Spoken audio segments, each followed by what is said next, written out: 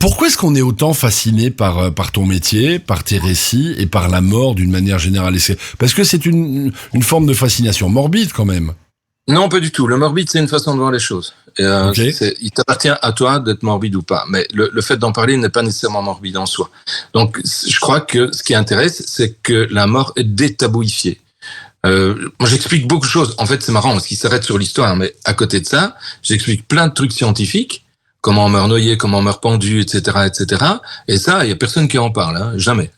Ça ne soucie personne. Alors que c'est du scientifique, c'est du vrai, c'est du terrain, c'est de la réalité objective, ça explique comment on meurt. Et ça, tout le monde s'en fout.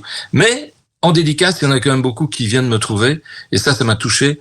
Il y a pas plus tard que cette semaine, il y a une jeune fille qui est venue me trouver en me disant, elle pleurait la fille, hein, en me disant, grâce à vous, j'ai compris comment mon père était mort. Il était mort pendu.